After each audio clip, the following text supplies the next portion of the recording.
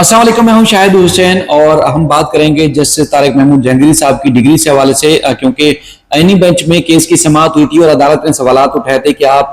ने जाती हैसियत में क्यों दरखास्त दायर नहीं की, क्योंकि जस्टिस तारिक महमूद जहांगीरी साहब जब सिंध हाई कोर्ट में पेश हुए थे तो उस वक्त उन्होंने कहा था कि जो पहले से जेर समाअत दरखास्त हैं उसमें इनको फरीक बनाया जाए। उसके बाद फिर इन्होंने खुद जाती हैसियत में जो दरखास्त दायर की है जस्टिस तारिक महमूद जहांगीरी साहब ने, न सिर्फ दरखास्त में वो तमाम मुद्दों को हाईलाइट किया गया है जो तनाज़ात की शुरुआत जहां से हुई थी, इब्तिदा हुई थी, चाहे उनके घर की सर्विलेंस हो या उसके बाद फिर जो है वो चीफ जस्टिस पाकिस्तान को खत लिखने का मामला हो या दीगर अमूर, सारे के सारे दरखास्त का उसको हिस्सा बनाया गया है। और साथ ही साथ सिंध हाई कोर्ट ने इस दरखास्त के ऊपर एतराजात भी लगाए हैं, यानी कि 7 एतराजात, और उसके बाद उनको तमाम एतराजात को 7 दिन में दूर करने का भी कहा गया है। तो दरखास्त के अंदर मतन क्या है, मजीद क्या कौन कौन से मुद्दे हैं जिनको हाईलाइट किया गया है। असगर उमर साहब सीनियर सहाफी हमारे साथ और ये बताएंगे, उसके बाद अमीन अनवर हमारे साथ हैं, वो भी तफसील बताएंगे। असगर भी सबसे पहले वो पॉइंट्स जो उन्होंने खुद हाईलाइट किए मीडिया पर, सोशल मीडिया पर या मुख्तलिफ वाकयात में चीजें आती रही हैं, लेकिन अब बाकायदा तौर पर उन्होंने अपनी दरखास्त का हिस्सा बनाया है, वो यकीनन आईनी बेंच के सामने लगेगा, लेकिन ये कोशिश भी है उसमें कि ये केस आईनी बेंच के बजाय जो है वो रेगुलर बेंच के सामने लगाया जाए, क्योंकि जो आर्टिकल 199 की जो सेक्शन है उसका भी हवाला दिया गया है। तो क्या मुद्दा है, कौन कौन से पॉइंट्स को उन्होंने हाईलाइट किया, अपनी दरखास्त का हिस्सा बनाया? देखिए, सबसे अहम जो जहांगीरी साहब आए हैं उनका कहना है कि ये अदलिया की आज़ादी पर हमला किया गया है, क्योंकि वो आज़ाद अदलिया पे यकीन रखते थे और उन्होंने अदलिया की आज़ादी के लिए सुप्रीम कोर्ट को जो खत लिखा गया था 6 जजों की जानिब से, उनमें से एक थे,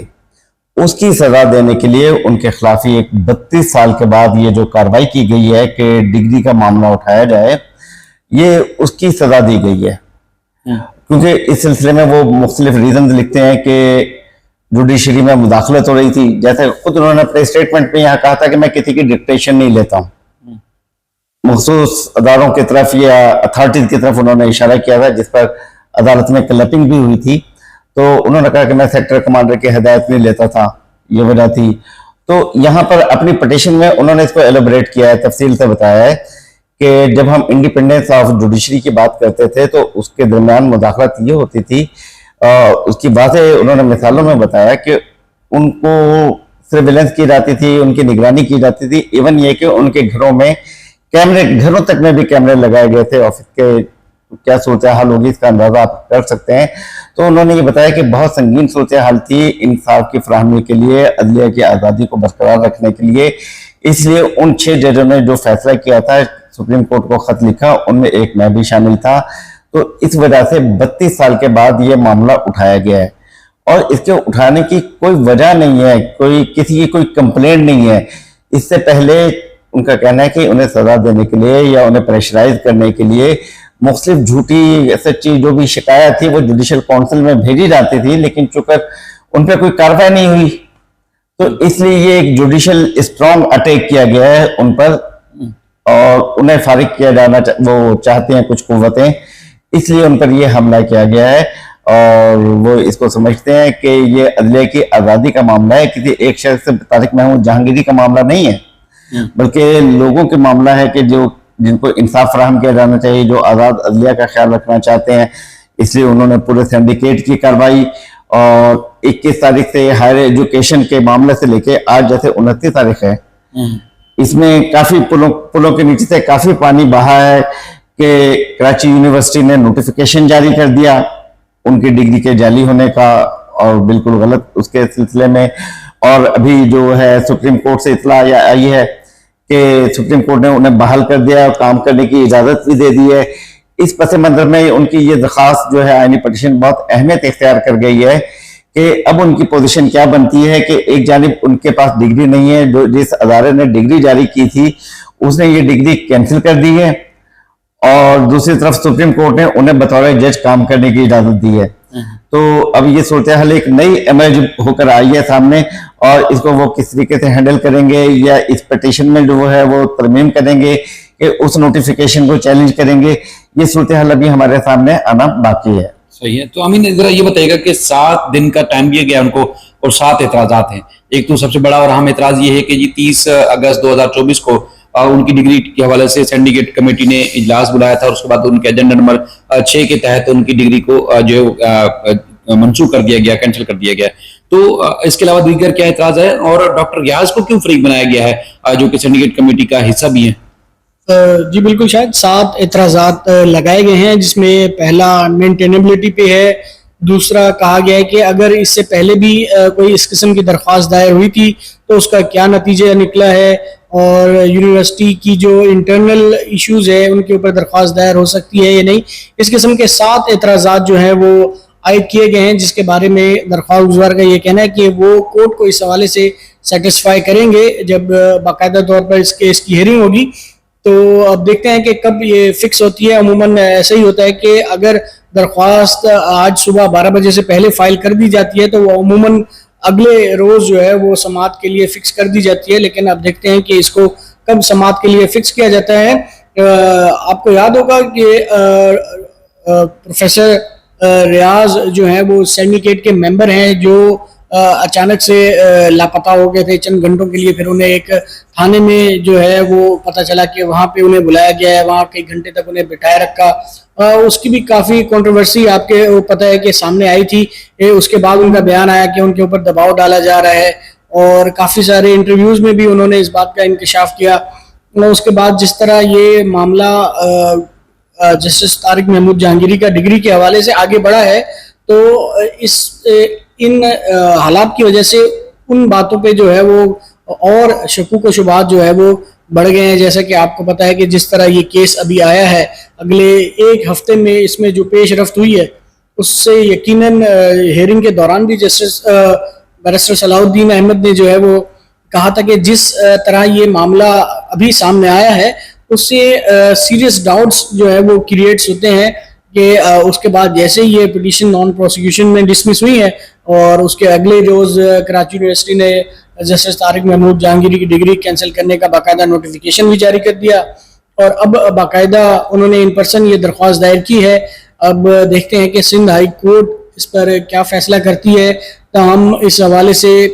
काफ़ी सारी चीज़ें जो है मुझे लगता है कि इस हियरिंग के दौरान मंजर आम पर आएंगी, क्योंकि इस दरख्वास्त में प्रोफेसर रियाज अहमद को भी फरीक बनाया गया है और देखते हैं कि उनको अगर अदालत का नोटिस जाता है तो उनकी तरफ से क्या रिप्लाई आता है, वो भी काफ़ी इंटरेस्टिंग है। यानी कि जो प्रोफेसर रियाज साहब थे उन्होंने मतलब जो सिंडिकेट कमेटी या इनके खिलाफ जो कराची यूनिवर्सिटी में कार्रवाइयां जारी थी उसके ऊपर उन्होंने सवालात उठाए थे और पहले प्रॉपर फोरम नहीं था उनके पास कि वो जवाब जमा कराते मीडिया पर या सोशल मीडिया पे कहीं कुछ इंटरव्यूज दिए, लेकिन अब प्रॉपर वो आके यूनिवर्सिटी को कोर्ट को आगाह करते हैं तो वो तमाम हकायक बताएंगे। जहां जहां डॉक्टर तारिक महमूद जहांगीरी साहब के हवाले से जो कार्रवाइयां जारी थी वो कानून के मुताबिक थी या नहीं थी, ये सारी चीजें अदालत को बताएंगे। जी बिल्कुल, इस दरख्वास्त में उन्हें बाकायदा तौर पर फरीक बनाया गया है और देखते हैं कि अब जब उन्हें नोटिस जो है वो जारी होंगे, नोटिस सर्व होने के बाद उनका जब रिप्लाई आएगा तो वो काफ़ी इंटरेस्टिंग होगा कि आया जो अफवाहें गर्दिश कर रही थी कि आया इस हवाले से उन पर कोई दबाव था या नहीं था, या सोशल मीडिया पे जो इंटरव्यूज़ उनके गर्दिश कर रहे हैं उनमें कितनी हकीकत थी। क्योंकि कोर्ट में जब ये मामला आपको पता है आते हैं तो फिर उसके बाद उनकी बाकायदा जो है वो ऑथेंटिसिटी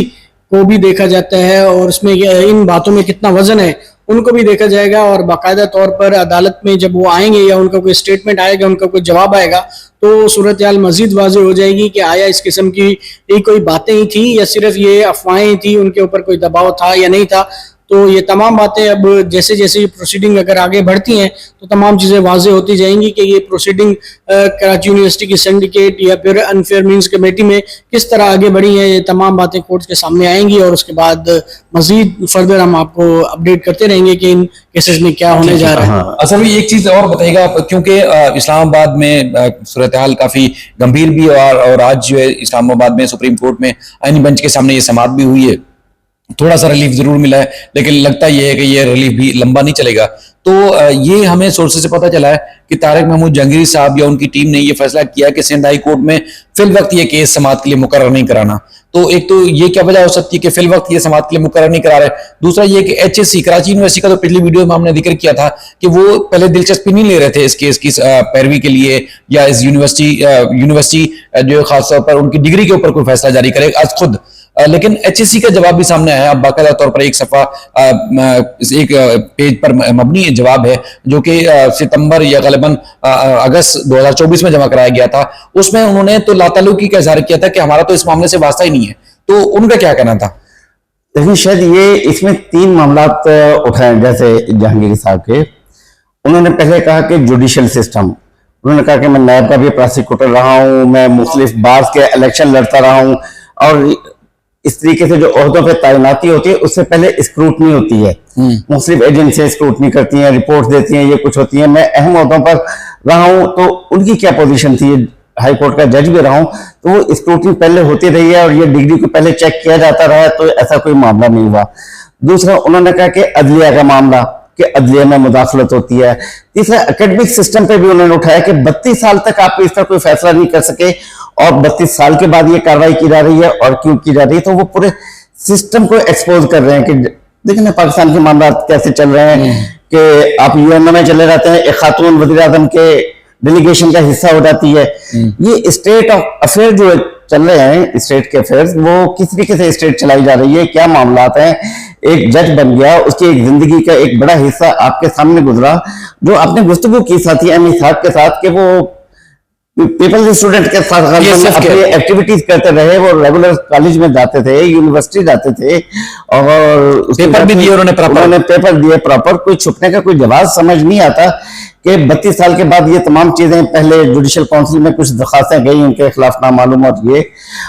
अब जो किया गया पूरा system, judicial system, academic system, ये सब कोलैप्स है। ये डिग्रियों की हायर एजुकेशन कभी लाताल्लुकी, कभी उससे उसके रेपुटेशन का खराब होना, और कभी जो ये स्क्रूटनी करते हैं उन अदारों की अहलियत, ये तमाम चीजें इस वक्त स्टेक पर लगी हुई हैं, और हमारा